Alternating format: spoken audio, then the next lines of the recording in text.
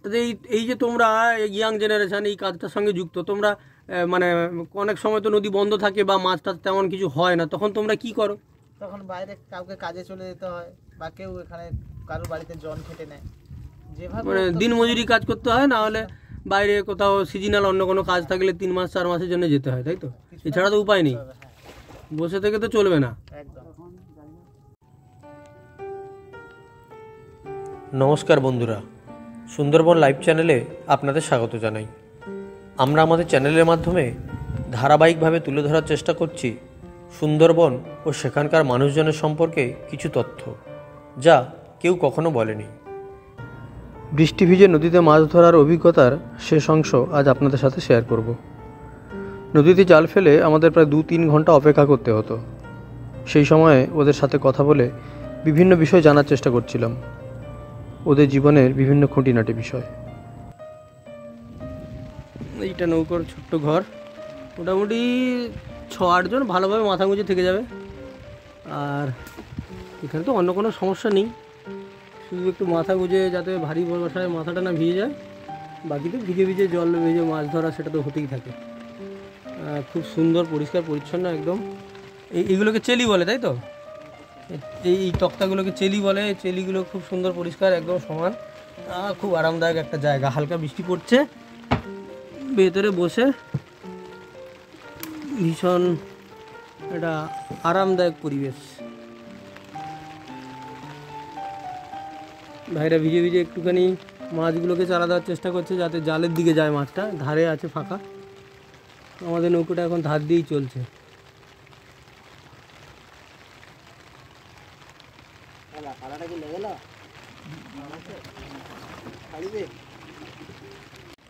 তাহলে এই কতদিন এরকম মাছটা হবে মোটামুটি? মানে জলের যা পরিস্থিতি, তোমাদের কি একটা গন্ধ ধরে তো মাছ হয় নাকি সারা সিজন এবার চলতে থাকবে মাছটা? এরকম চলতে থাকবে, তাই তো?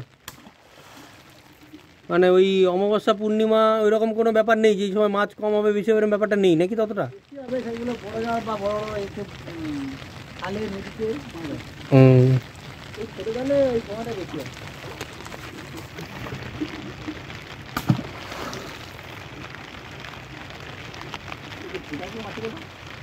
নিচে বড় ফুটা থাকলে তো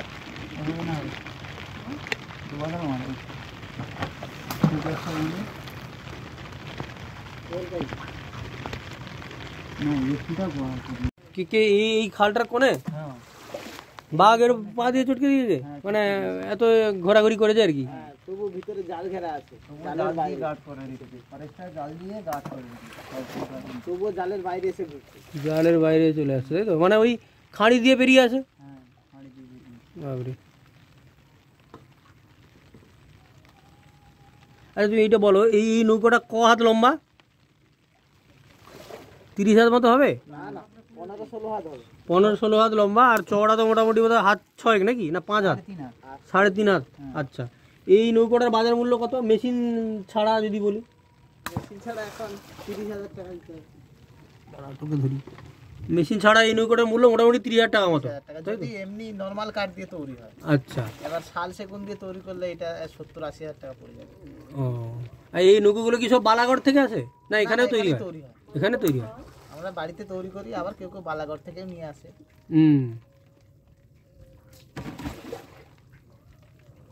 তাহলে এই যে তোমরা ইয়াং জেনারেশন এই কাজটার সঙ্গে যুক্ত, তোমরা মানে অনেক সময় তো নদী বন্ধ থাকে বা মাছ টাছ তেমন কিছু হয় না, তখন তোমরা কি করো? তখন বাইরে কাউকে কাজে চলে যেতে হয় বা কেউ এখানে কারোর বাড়িতে জন খেটে নেয়, যেভাবে মানে দিন মজুরি কাজ করতে হয়, না হলে বাইরে কোথাও সিজনাল অন্য কোনো কাজ থাকলে 3 মাস 4 মাসের জন্য যেতে হয়, তাই তো? এছাড়া তো উপায় নেই, বসে থেকে তো চলবে না। জাল ফেলে শুধু অপেক্ষা করাই নয়, জালের ওপর সজাগ দৃষ্টি রেখে নজরদারিও করতে হয়। এই জালগুলি খুবই হালকা সুতোয় তৈরি, খুব সহজেই ছিঁড়ে যেতে পারে।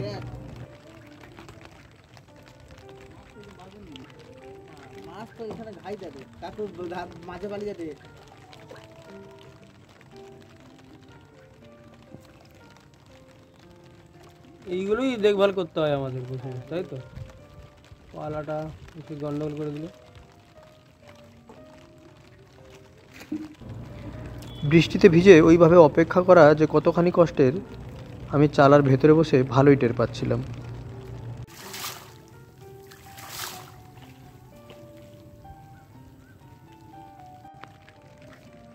এই কাঠটা তো ফুলের মালা কেন?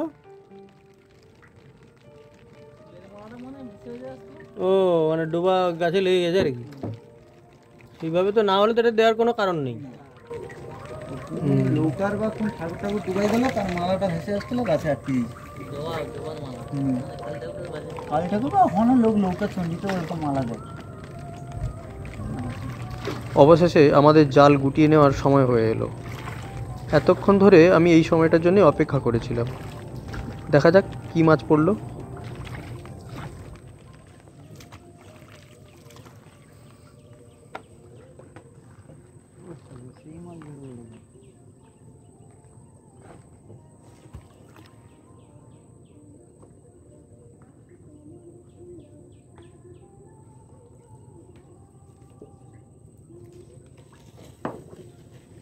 পরিষ্কার করে না তুললে আবার পরে ফেলার সময় সমস্যা, তাই তো? সমস্যা আবার জোরে পড়ে।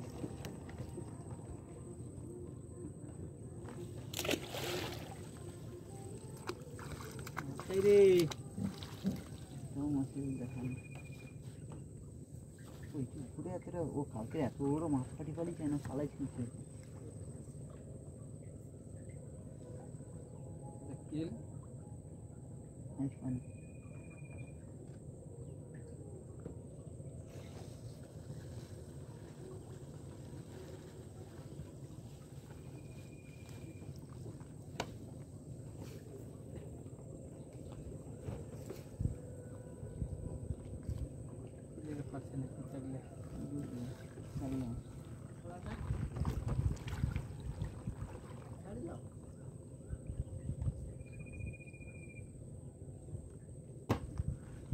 সেই জলে আটকানোর সঙ্গে সঙ্গে মরিছি নাকি?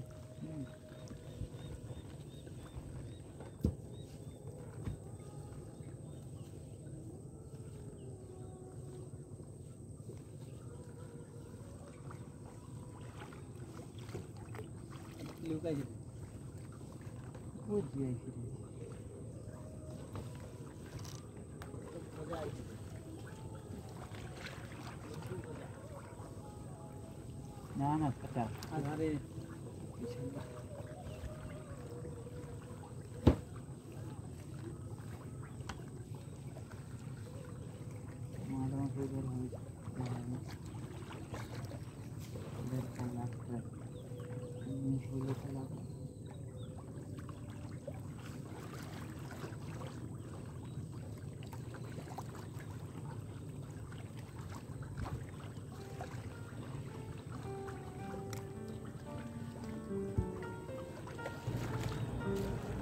অনেকের মতো আমারও ধারণা ছিল জাল ফেললেই মাছ ধরা পড়ে, কিন্তু মাছ ধরা যে কতটা কঠিন কাজ আজ তা কিছুটা টের পেলাম।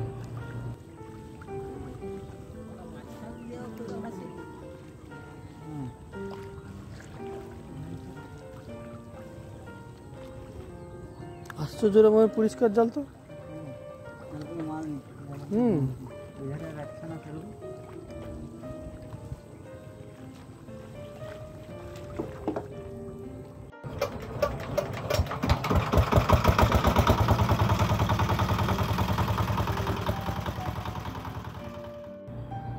এইভাবে একটা ব্যর্থ দিন কাটিয়ে হতাশ চিত্তে বাড়ি ফিরলাম। ভিডিওটি কেমন লাগলো অবশ্যই কমেন্ট করে জানাবেন। ভালো লাগলে লাইক করুন, শেয়ার করুন। এই ধরনের আরও ভিডিও পেতে আমাদের চ্যানেলটিকে সাবস্ক্রাইব করবেন। সবাই ভালো থাকবেন, ধন্যবাদ।